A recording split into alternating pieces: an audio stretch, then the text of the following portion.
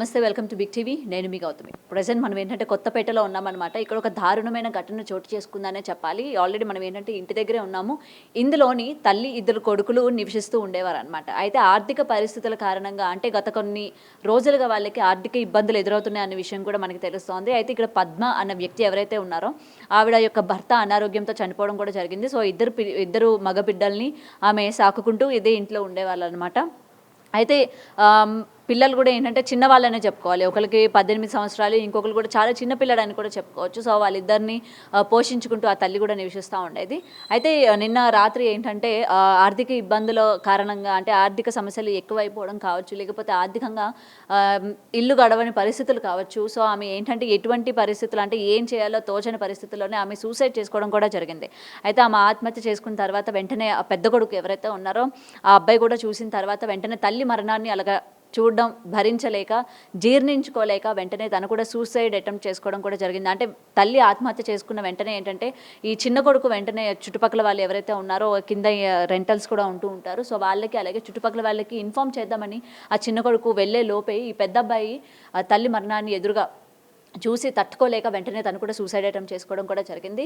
అయితే ఆ పిల్లాడు కూడా వచ్చేసరికి స్థానికులు చుట్టుపక్కల వాళ్ళందరూ కూడా వచ్చేసరికి ఏంటంటే ఇద్దరు కూడా విగత జీవాలుగా కనిపించడం కూడా జరిగింది. ఏదైనా సరే ఒకే ఇంట్లోని ఒకే కుటుంబానికి సంబంధించి అటు తల్లి ఇటు అన్న ఇద్దరు కూడా ఎంత ఆర్థిక సమస్యలు ఉన్నప్పటికీ కూడా ఏంటంటే కొంచెం కూడా ఆలోచించకుండా ఇటువంటి తొందరపాటు నిర్ణయం తీసుకోవడం వల్ల ఏంటంటే ఇవాళ ఒక చిన్న అబ్బాయి అనాథ అయ్యాడనే ఇక్కడ క్లుప్తంగా తెలుస్తోంది. ఎందుకంటే అటు తండ్రి లేరు, తల్లి లేదు, ఇప్పుడు అన్న లేరు, ఒక్క బిడ్డ బాబు మాత్రమే ఇప్పుడు ఎటు తోచని దిక్కు తోచని పరిస్థితిలో ఉన్నట్టు కూడా తెలుస్తోంది. అండ్ బాడీస్ని ఏంటంటే ఉస్మానియా హాస్పిటల్కి కూడా తరలించినట్టు తెలుస్తుంది. అండ్ పోస్ట్ మార్టం అవన్నీ కూడా నిర్వర్తించడానికి అండ్ వీటికి సంబంధించి బంధుమిత్రులు కానీ లేకపోతే చుట్టాలందరూ కూడా డైరెక్ట్గా హాస్పిటల్కే వెళ్ళిన సిచ్యువేషన్ మనం చూస్తాం.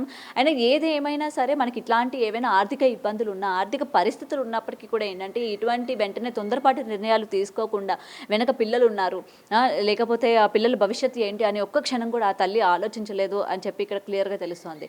ఆ తల్లి చేసిన తప్పుకి ఇటు బిడ్డ కూడా ఏంటంటే వెంటనే తల్లిని చూసారే వెనక నా తమ్ముడు ఉన్నారు, తర్వాత నా పరిస్థితి ఏంటి అనే ఒక్క క్షణం కూడా ఆలోచించకుండా వెంటనే ఆ బిడ్డ కూడా అన్న కూడా ఏంటంటే ఇట్లాంటి పరిస్థితి సేమ్ ఇదే ఇన్సిడెంట్ వెంటనే తను కూడా చేసుకోవడం అన్నది నిజంగా మొత్తం అందరినీ కూడా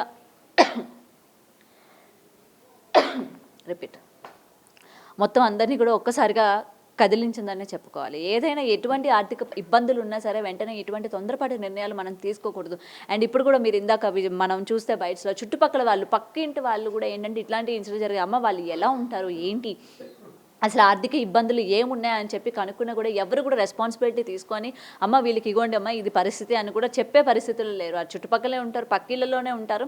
అయినా సరే మనకెందుకులే, వాళ్ళ విషయాల్లో మనకెందుకులే, మనం దూరి ఎందుకులే అని చెప్పి ఇవాళ చూస్తున్నారు కదా. నేను ఎంత ప్రయత్నం చేశాను, అమ్మ పక్కనే ఉంటారు కదా, మనం చూస్తున్నాం ఎంత డిస్టెన్స్ లేదు చూడండి, ఈ ఇంటికి కూడా అసలు ఎంత డిస్టెన్స్ లేదు.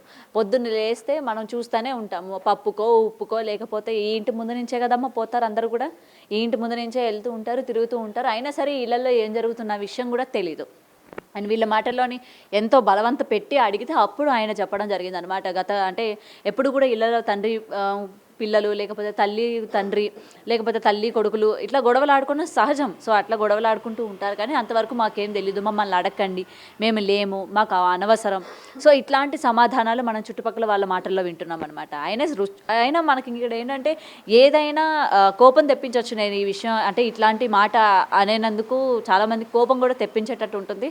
ఏదైనా ఇంట్లోనే ఏంటంటే గొడవలు జరిగినా లేకపోతే ఏంటంటే పక్కింటోడు ఎదురింటోడితో వెళ్ళిపోయినా ఇట్లాంటి సంఘటనలు జరిగినప్పటికీ ఏంటంటే వెంటనే ఒక స్టాండ్ తీసుకొని ముందుకు వచ్చేసి మనం ఏంటంటే ఈ టైం నుంచి ఈ టైం వరకు మనం చూసాము, అక్కడికి వెళ్ళారు, ఇక్కడికి వెళ్ళారు అని చెప్పి వెంటనే మనం అడగకపోయినా బయటకు వచ్చి చెప్తూ ఉంటారు. మరి ఇటువంటి సంఘటన జరిగేటప్పుడు కొంచెం కూడా ఒక స్టాండ్ తీసుకొని ఆ తల్లికి భరోసాగా నిలబడలేకపోయారు, లేకపోతే ఇలా కాదమ్మా అలా కాదమ్మా అని చెప్పలేకపోయారు. లేకపోతే ఆ పిల్లడు ఇట్లా జరిగిన వెంటనే బాబు ఎవరైతే ఉన్నారో బయటకు వచ్చేసరికి కేకలు పెడుతూ బయటకు వచ్చినా సరే ఎవరు కూడా ఇంటి లోపలికి వెళ్ళి రెండో అబ్బాయిని కూడా అంటే పెద్ద అబ్బాయిని కూడా రక్షించే ప్రయత్నం కూడా ఎవరు చేయలేదు. అంటే ఇక్కడ అందరూ కూడా ఏంటంటే నిర్లక్ష్యం అని కూడా చెప్పుకోవచ్చు. స్థానికుల నిర్లక్ష్యం అని కూడా నేను ఇక్కడ ఖచ్చితంగా చెప్తాను. ఎందుకంటే మనకెందుకు, జరుగుతున్న పరిస్థితులు మన ఇంట్లోనివి కాదు కదా, పక్కింట్లో కదా, లేకపోతే ఎదురింట్లోనే కదా, మనకెందుకు ఏదో కొట్టుకున్నా తిట్టుకున్నా ఏదైనా సరే వాళ్ళు చేసుకుంటారు, వాళ్ళు ఏదో చూస్తారు, మనకెందుకులే అన్న ఈ ధోరణి ఏదైతే ఉండిందో ఇవాళ ఇంత ఇంతకి తీసుకొచ్చిందని అయితే చెప్పుకోవచ్చు అనమాట. మాకు కూడా తెలియదు మేడం. మేమైతే షాప్ కాడ పానీపూరి కాడ వెళ్తాము. ఇక మాకు ఇక్కడ మా ఊరైన ఒక ఆయన గప్చూ బండి ఉంది. ఆయన ఫోన్ చేసి ఇట్లా ఏదో బిడ్డింగ్లో ఇట్లా జరిగిందంట కదా అని నాకు అన్నారు. అంటే ఏమో నాకు కూడా తెలియదు అని నేను ఓనర్కి ఫోన్ చేసినాను. ఫోన్ చేస్తే వాళ్ళు కొట్లాడుకుంటున్నట్టున్నారు అని అన్నారు. అంతే. మీరు ఎన్ని ఇయర్స్ నుంచి ఉంటున్నారు ఇక్కడ రెంట్కి? 1 year అయిందండి. 1 year 2 months అయింది. వీళ్ళు ఎప్పటి నుంచి ఉంటున్నారు? ఐడియా ఉందా? మీరు వచ్చినప్పుడు మేము వచ్చినాక తర్వాత వచ్చిండ్రు. వచ్చిన తర్వాత వచ్చిన తర్వాత. ఓకే. నేను ఒక క్వశ్చన్ అడుగుతాను, మీరు అసలు ఫీల్ అవ్వకండి. చెప్పండి. ఒకటి అడుగుతాను. ఇప్పుడు చుట్టుపక్కలే కదా ఉంటున్నాం మనం, పక్క ఇళ్లలోనే కదా ఉంటున్నాము. ఏం జరుగుతుంది ఏంటి అని చెప్పి కొంచెం కూడా మనం అంటే రేపు పొద్దున ఎవరి ఇళ్లలో కూడా ఇట్లాంటివి జరగకూడదనే అనుకుంటాం, అవునా? మరి పక్క ఇళ్లలో ఏం జరిగింది అని అడిగినా సరే ఎందుకని భయపడతా ఉన్నారు చెప్పడానికి కూడా? భయం ఏం కాదు మేడం, మనకంత తెలియదు కదా. ఎందుకంటే వాళ్ళ ఇంట్లో వాళ్ళు డోర్ వేసుకొని ఉంటారు. మేము షాప్కి వెళ్ళిపోతాం మధ్యాహ్నం లేచి, మధ్యాహ్నం 2 గంటలకు అట్లా వెళ్ళిపోతాం. పొద్దున ఇక పిల్లలు సామాన్ చేసుకుంటే ఇంట్లోనే ఉంటాం. ఇక మనం బయట వచ్చి చూడడం, ఇక మాకు దాని గురించి ఏమంత ఐడియా లేదు. వాళ్ళ గురించి మాకు తెలియదండి. సో ఏ టైం అప్పుడు తెలిసింది వీళ్ళు ఇట్లా ఉరేసుకున్నారని చెప్పి? బాబు బయటకు వచ్చి అందరికీ కూడా చెప్పడం జరిగింది కదా, వాళ్ళ చిన్న అబ్బాయి? ఏమో నేనైతే షాప్ కాడ నేను ఇంట్లో, మా వైఫ్ అయితే ఏమో గొడవ అవుతుంది, సౌండ్ వస్తుందని ఆమె డోర్ వేసుకొని లోపల ఉంది. ఆమె భయపడుతుంది, వాళ్ళు ఎవరు కొట్లాడుకుంటున్నారు ఉన్నట్టు అని ఫోన్ చేసింది నాకు. అయితే నేను అన్న డోర్ వేసుకొని లోపల నుండి వాళ్ళు కొట్లాడుకుంటే నువ్వు బయటికి వెళ్ళకు అని అన్నాను. అంతే. సో ఇంతకుముందు ఇట్లా ఏమైనా కొట్లాడుకున్నారా? లేదు, అప్పుడప్పుడు వాళ్ళే తిట్టుకుంటుండే అంతే. అంతే. ఇక అంతకు మించి మాకేం తెలియదు. అలాంటిది అనుకున్నారు కానీ ఇంత జరుగుతుంది అనుకోలేదు. అంత తెలియదు మేడం. ఇక్కడ ఉంటే ఏమో తెలుస్తుండేదేమో కానీ నేను షాప్ కాడ ఉంటాయి కదా, మాకు అంత ఐడియా లేదు. ఏదైనా సరే మనకెందుకు చుట్టుపక్కల ఏం జరుగుతుందో కూడా తెలియనటువంటి పరిస్థితుల్లో ఉన్నారు. ఒకవేళ జరిగినా సరే మనం స్టాండ్ తీసుకొని ఓకే ఏదైనా చెప్దాము, లేకపోతే చిన్నపిల్లలు కదా, వాళ్ళ మానసిక పరిస్థితి అలా ఉంది కదా, కొంచెం మనం మోటివేట్ చేద్దాము. ఇట్లాంటి మాటలు ఎవరు మాట్లాడరు. మనకేంటంటే అమ్మలక్కల ముచ్చట్లు ఈ మధ్య మనం బాగా చూస్తూ ఉన్నాం. షాపుల దగ్గర, కిరాణా కుట్టల దగ్గర, లేకపోతే రోడ్డు సైడ్ ఇట్లాంటి ముచ్చట్లు పెట్టుకోవడానికి మాత్రం స్టాండ్ తీసుకుంటారు. కానీ ఇలాంటివి పాపం వాళ్ళ మానసిక పరిస్థితి ఎలా ఉండింది, తెల్లవారు లేచినప్పటి నుంచి ఇక్కడిక్కడే చూస్తూ ఉంటాం కదా మనం. రోజున ఇక్కడే వాకిలు కడుగుతూ ఉంటారు, ముగ్గేస్తూ ఉంటారు, ఎదురుగా చెట్లు కూడా పెంచుతూ ఉన్నారు, ఆవిడ నీళ్ళేస్తూ ఉంటారు. అయినా సరే మనకి పక్క వాళ్ళ మాటల్లో ఏం తెలుస్తోంది? మాకు తెలియదండి, మేము ఎప్పుడు అటువైపు కూడా తొంగి చూడలేదు, మేము ఎప్పుడు వాళ్ళ ఇళ్లలో కూడా చూడలేదు, మేము ఎప్పుడు ఆమెతో మాట కూడా మాట్లాడలేదు. మనం 2 సంవత్సరాలు 3 సంవత్సరాలు ఒక ఇంటి దగ్గర కనీసం నెల రోజులు ఉన్నప్పటికీ కూడా అందరితో పరిచయం పెంచుకుంటాం, అవునా?